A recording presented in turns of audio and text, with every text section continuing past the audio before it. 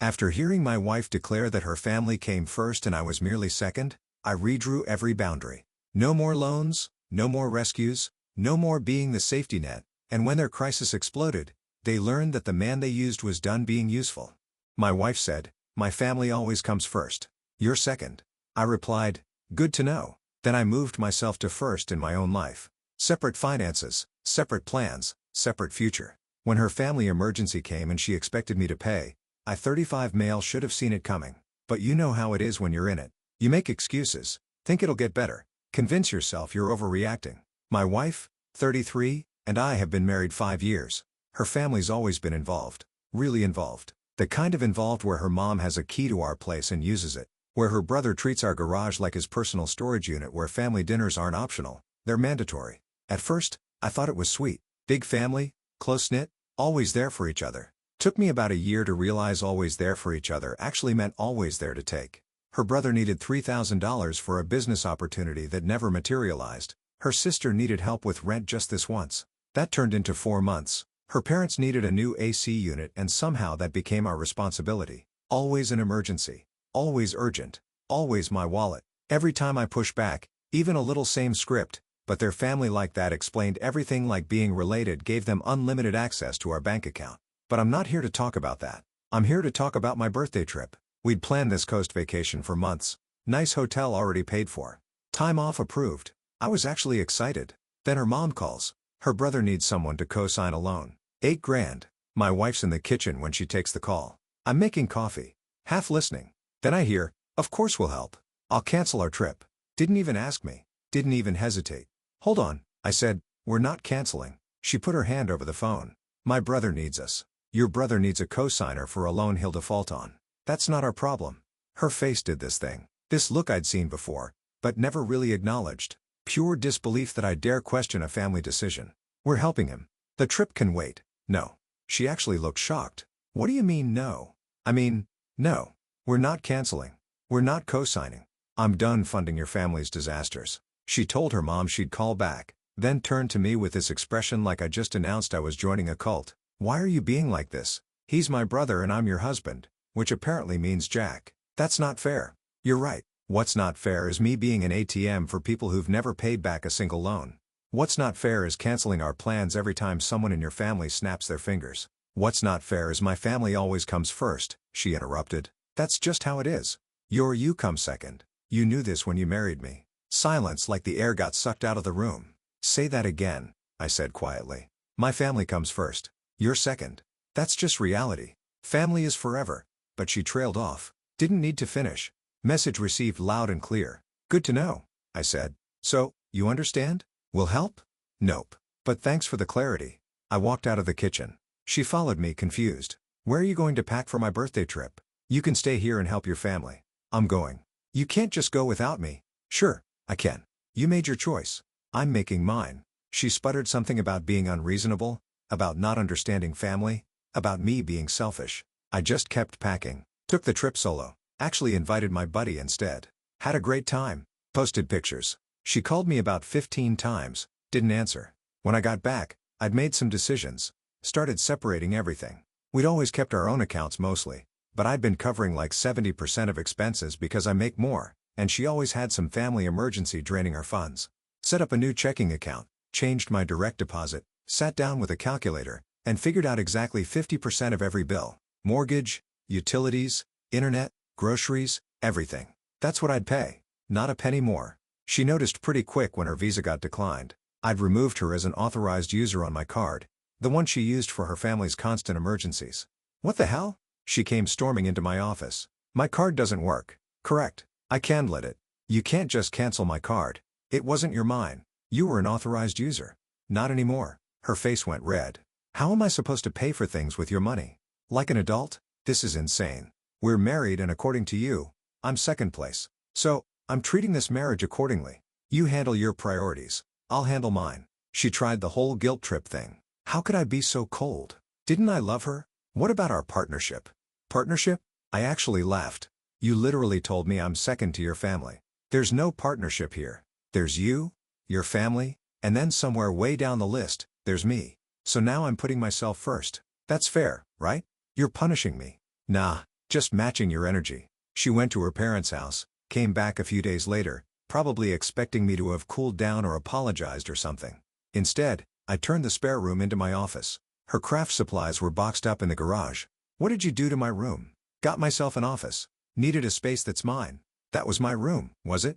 I pay half the mortgage. This is my house too. I'm using my space. We barely spoke after that. I started doing my own thing. Signed up for a woodworking class. Joined a softball league. Made plans without her. When she asked where I was going, I'd just say out. Her family's weekly Sunday dinners. Stopped going. Every week, she'd ask if I was coming. Nope. Why not? Got plans. What plans? What plans? It drove her crazy. She was used to me being available. Being the guy who showed up and smiled and paid for things. Now I was just not. Things stayed tense like that for a while. Then the real emergency hit. Her brother. Turns out he'd been gambling. Not like casual weekend poker. Underground games. Serious money. He was into some people for 35 grand. My wife came home crying with her whole family. Parents, sister, the brother who looked like he'd gotten worked over. We need your help. Her dad said. No. Oh, hello. No. How are you? Just straight to it. With what? My son owes some dangerous people money. We need $35,000 by the end of the week. I looked at them all standing in my living room. Her mom crying. Her sister looking desperate. Her brother avoiding eye contact. That's rough, I said. Her dad's jaw clenched. We need you to help us. Why would I do that? You could hear a pin drop. Because he's family, her mom shrieked. He's your family, not mine. Apparently, I'm not actually part of his family, remember? My wife grabbed my arm. Please, they could really hurt him. Probably should have thought about that before gambling 35 grand he doesn't have. Her brother finally spoke up. Dude, these guys are serious. I'm in real danger. Then sell your truck. That's worth what? 15 grand? Sell it. I need that for work and I need my money for my priorities. You made your choices. Deal with the consequences. Her dad stepped closer. What kind of man abandons family in a crisis? The kind who was told he's second place. The kind who watched you all treat him like a walking ATM for 5 years. That kind. We took you in, treated you like a son. I had to laugh at that. You treated me like a bank. Big difference. Her mom started wailing. Please, we're begging you. He could die. Probably should have parented better then. My wife's face went pale. How can you be so heartless? Easy. I learned from watching your family. You want heartless? You've spent 5 years making it crystal clear I don't actually matter to you people. I'm just useful. Well, guess what? I'm not useful anymore. I'll divorce you, my wife said quietly. If you don't help, I'll leave. Okay. She blinked. What? Go ahead. Divorce me. Save me the trouble of filing myself. That's when her sister started screaming. Called me every name in the book. Her mom joined in. Her dad looked like he wanted to hit me. Get out of my house, I said calmly. All of you now. This is her house too. Her sister yelled. Nope, my name on the mortgage. My house. Get out or I'm calling the cops. They left, dragging my still crying wife with them. She didn't come home that night or the next. Found out through a mutual friend. They managed to scrape together about 20 grand. Her parents took a loan against their house. Her sister pawned her wedding ring. Her brother sold his truck, still short 15 grand. The people he owed gave him an extension and started charging interest. And apparently they all decided this was my fault. Update 1. The harassment started pretty much immediately. Her dad showed up at my office, made it past the lobby, somehow started yelling at me in front of my coworkers about abandoning family, about being a coward, about what kind of man I was. Security had to drag him out. He was screaming the whole time about how I'd regret this, how karma would get me. My boss called me in after. What the hell was that? Explained the whole situation. The gambling, the money, the divorce. Jesus, he said. Look, I get it, but we can't have that kind of scene here again. Understood. I'll handle it. But handling it was harder than I thought because they weren't done. Her mom started a phone campaign, called everyone in my family, my parents, my siblings, my aunts and uncles, cousins I haven't spoken to in years, told them all I was heartless, that I refused to help in a crisis, that I was abandoning my wife. My mom called me. She's saying you wouldn't help with an emergency. She's saying I wouldn't give her brother 35 grand for his gambling debts. Long pause. Oh, that's different. Yeah, good for you, baby. Don't let them bully you. Most of my family was cool once they got the real story, but her family kept escalating. Someone teed my car. Deep, deliberate scratches all down the side. I'm 90% sure it was her brother, but can't prove it. Filed a police report anyway. $800 in damage. Then my wife's sister showed up at my softball game. Waited until we were done, then cornered me in the parking lot. You know they beat him up again, right? Broke 2 of his ribs. That's on you. That's on him for gambling. You could have prevented it. He could have prevented it by not being an idiot. You're a sociopath. And you're enabling a gambling addict. We all got our flaws. She called me some more names and left. The really dirty trick came through work again. Someone filed an anonymous HR complaint. Said I'd been making threatening comments about family members and showing unstable behavior. HR called me in. Different person this time. Looked uncomfortable. We received a complaint about you. From who? Anonymous. But they're claiming you've been volatile making concerning statements about harming family members. I just stared. That's completely fabricated. We have to investigate all complaints. Ended up having to write a statement explaining the whole divorce situation, the harassment from her family, everything. It was humiliating. This needs to stop. My boss told me after, I'm sympathetic, but if her family keeps involving the workplace, we're going to have a problem. I'm working on it. Started documenting everything. Every call, every text, every incident. Built a file. My wife finally called me. First time we'd spoken since that night. We need to talk about what? About us. About fixing this. There's nothing to fix. You made your choice. I made mine. We're done. Don't I at least deserve a conversation? You told me I'm second place and expected me to fund your family's crisis forever. We had the only conversation that matters. I didn't mean it like that. Yeah, you did. And it's fine, but you don't get to have it both ways. Your family comes first. Great. They can support you through this divorce. She started crying. Please, can we just talk face to face? Against my better judgment, I agreed to meet her for coffee. Big mistake. She showed up with her mom ambush style. Her mom started in immediately. You need to stop this foolishness and help us. I'm leaving. I stood up. My wife grabbed my hand. Please just listen. I came to talk to you. Not get ambushed by your mom. She's here because you won't listen to reason. Reason? You want to talk about reason? Your brother gambled away 35 grand. Your family took out loans they can't pay back to cover his mess. And somehow I'm the unreasonable one for not joining that disaster. Her mom's face went red. He made a mistake. He made a series of choices. Bad ones. Not my problem. We raised you, she screeched. Fed you at our table. Welcomed you into our family. You used me. There's a difference. I left them sitting there. Blocked both their numbers. The divorce papers came a week later along with some absolutely insane demands. She wanted half the house. Fine. Standard.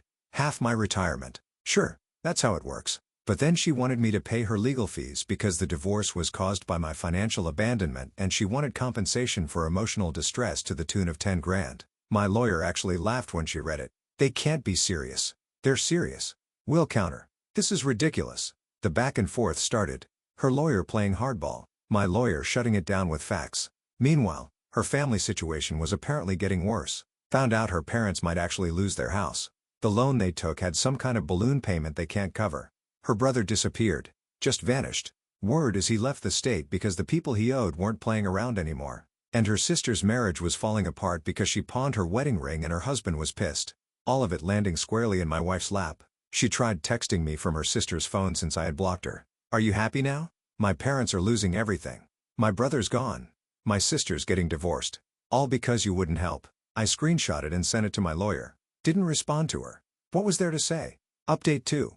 Court day arrived. She showed up with an entourage. Parents, sister, even some cousins I barely recognized. Like they thought numbers would intimidate me or something. Her lawyer looked smug. Had this whole presentation ready about how I'd systematically isolated and financially abused my wife. My lawyer brought receipts. Started with a spreadsheet. 5 years of family emergencies I'd paid for. Every loan, every bailout, every crisis. Total came to just over 24 grand. Not a penny repaid. Showed how I'd been paying 70% of household expenses despite us both working. Showed the credit card statements. $3,000 in cash advances the month before I canceled her access. All sent to family. Then came the text messages. Years of them. Her canceling plans for family stuff. The conversation where she said point blank, my family comes first, you're second. The judge's eyebrows went up at that one. Her lawyer tried to spin it. My client was in an emotionally impossible situation, forced to choose between her husband and her family. Nobody forced her to choose. My lawyer cut in. She made that choice herself explicitly. And my client accepted it and acted accordingly. Her mom couldn't help herself. Started sobbing loudly in the back. He abandoned us when we needed him most. The judge looked up. Ma'am, you're not a party to this divorce. Be quiet or leave. That shut her up temporarily. Her lawyer tried a different angle. Argued I should pay her legal fees because I caused the divorce by withdrawing financial support. She filed for divorce, my lawyer pointed out, not him. She initiated this only because he made the marriage untenable by setting reasonable financial boundaries after being told he was second priority. The judge looked tired. Counsel, unless you have evidence of actual abuse or illegal activity, the court isn't interested in marital drama. Do you have such evidence? Her lawyer floundered. Well, the sudden withdrawal of financial support. He stopped paying for her family's emergencies with his personal income. That's not abuse. That's a boundary. Next argument. They tried to push for alimony, claimed she'd been economically dependent on me. Judge looked at her income, looked at the evidence of where my money had actually been going, her family, not her, and shut it down. The court finds both parties are employed and capable of supporting themselves. No alimony. The final settlement. House gets sold. Split 50-50. Retirement accounts divided per state guidelines. We each pay our own legal fees. No alimony, no contact. Her lawyer tried to argue, but the judge was done. Outside the courthouse, her dad tried one more time. You're really going to let her family lose everything? We're going to be homeless. You took out loans you couldn't afford to cover gambling debts? That's on you. We welcomed you as a wallet. Yeah, I know. Good luck with that foreclosure. Her brother showed up out of nowhere. Must have snuck back into town. He was in my face immediately. You think you're better than us? I think I'm smarter than you. He shoved me. My lawyer stepped between us, already on her phone with courthouse security. Touched my client again and were filing charges. Security showed up fast, escorted him away while he yelled about what he'd do to me, how I'd pay, all the usual empty threats. My wife just stood there crying while her mom hugged her. Her sister was on the phone, probably trying to find a place to stay since their parents were about to lose their house. Drove away while her dad yelled at me about karma. The house sold within a month. Got asking price. Market's good right now. After the mortgage, we each cleared about 85 grand. She needed hers immediately. Her parents' foreclosure was already in process. I put mine in a savings account and started looking at condos, found out through friends what happened after. Her parents lost the house, moved in with her sister. Her sister's marriage didn't survive the stress. Husband filed for divorce. Her brother's apparently in another state, still dodging his debts. My ex is working 2 jobs trying to stay afloat. Her settlement money disappeared trying to help her parents. She's in a studio apartment now, broke and exhausted. Her family barely talks to her anymore. Apparently, they blame her for letting me go and ruining their gravy train. The irony isn't lost on me. As for me, bought a condo downtown. 2-bedroom, nice balcony, modern kitchen. It's all mine. No compromises, no ugly furniture from her mom. No family photos I have to pretend to like. Been seeing someone new. She's a teacher, has her own life, her own money, her own boundaries. When she talks about her family, it's normal stuff. Nobody calling at midnight needing cash. We're taking it slow. Had one last contact with my ex. She got a new number. Texted me, I hope you're happy. You destroyed my whole family because you couldn't help in an emergency. Thought about not responding, but I needed to say it one final time. Your family destroyed itself by treating people like ATMs and making terrible choices.